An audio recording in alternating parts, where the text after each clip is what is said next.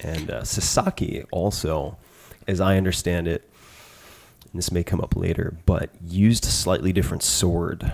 And yes.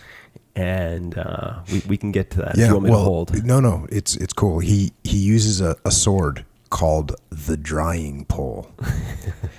And for years, until I was actually prepping for this podcast, I thought that was a badass name for a sword, of course. But what I always thought to myself, that means it like dries you of your blood. That's what I thought it meant. It dries you of your blood.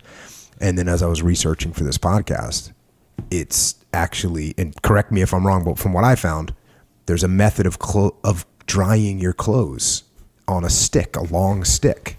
And his sword was longer than most swords. Mm-hmm. And so the full name of it was the clothes drying sword. Did I get all that right? That part, I'm not sure of. It makes sense to me. And I remember when I was in Japan a number of years ago, I go back as often as I possibly can. And I'm still in close contact with my host family. I've been to my brother's weddings and so on. It's just been fantastic. And I went back and I went to a Japanese sword museum, which was incredibly hard to find. And it was empty. And I'm still decent at reading Japanese, but it's been a long time, and it's been almost 20 years, or more than 20 years since I formally studied it. So given there are thousands of characters, one gets a little rusty. And I went into this Japanese sword museum, and the displays and everything you can imagine. I mean, it's Japan. Things are clean, meticulous. And I went in and it was just walls and walls of displays with different swords from different eras. So, I mean, swords we're talking about, swords from these eras are there, preserved, and they look brand new. And I was walking around, and there was a gentleman who was cleaning. And I asked him a question at one point about how to pronounce a character, and he proceeded to pause his cleaning and walk me through the entire museum explaining how each of them was used. And one of them, or one type, I should say, which I believe is what Sasaki used, it is long, and it's called a dachi. I think it's dachi. And the difference, the most remarkable difference is yes, it's very long, and it is curved.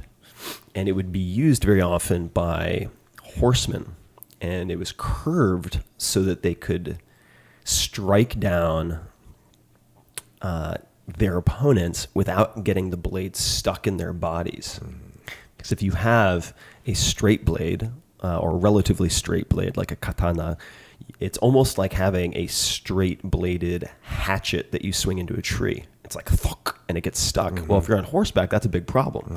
You lose your sword, you're in a very bad position. And so it would be more of a slicing motion as opposed to a chopping motion.